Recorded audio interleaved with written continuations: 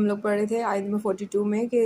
باطل کا رنگ چڑھا کر حق کو مشتبہ نہ بناؤ اور نہ ہی جانتے بوجھتے حق کو چھپانے کی کوشش کرو۔ یہ اسی سینیریو میں ہے کہ جب اہل عرب جو ہے وہ اہل یہود سے بہت زیادہ متاثر تھے، جیسے ایک کوئی پڑھا لکھا انسان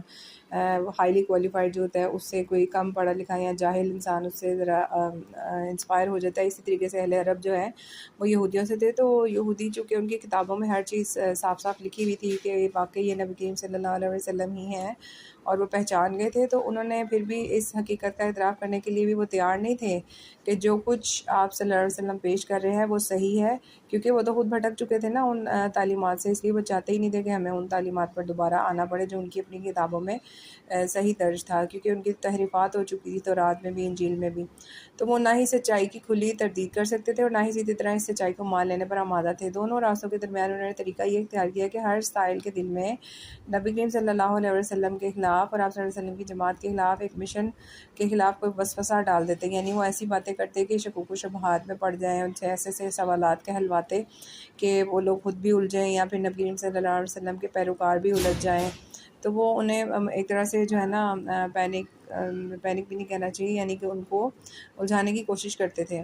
اب آگے ہے کہ نماز قائم کرو اور زکوٰۃ دو، اور جو لوگ میرے آگے جھک رہے ہیں ان کے ساتھ تم بھی جھک جاؤ۔ تم دوسروں کو تو نیکی کا راستہ اختیار کرنے کے لیے کہتے ہو مگر اپنے آپ کو بھول جاتے ہو، حالانکہ تم کتاب کی تلاوت کرتے ہو، کیا تم عقل سے بالکل ہی کام نہیں لیتے؟ اور صبر اور نماز سے مدد لو۔ یہاں پہ وہی ہے کہ نماز اور زکوٰۃ جو ہے وہ ہر دور میں ہر دین میں کا ایک اہم رکن رہا ہے، اور ہر ٹائم مطلب ہر نبی جو ہے وہ نماز کی سخت تاکید کرتے رہے ہوئے ہیں، اور جو لیکن ان میں چونکہ اتنی وہ لوگ غافل ہو چکے ہوئے تھے جس کی وجہ سے انہوں نے اپنی نمازیں تو جو چھوڑ دیں، لوگوں نے جو انفرادی بھی نماز پڑھتے تھے نا اپنی وہ بھی اس میں بھی لوگ پیچھے رہ گئے تھے، اور زکوٰۃ دینے کے بجائے یہ لوگ سود کے نظام سے زیادہ کھانے مطلب اس کے ساتھ انہوں نے کاروبار وغیرہ کرنا شروع کر دیا اور سود شامل کر لیا اپنے اس میں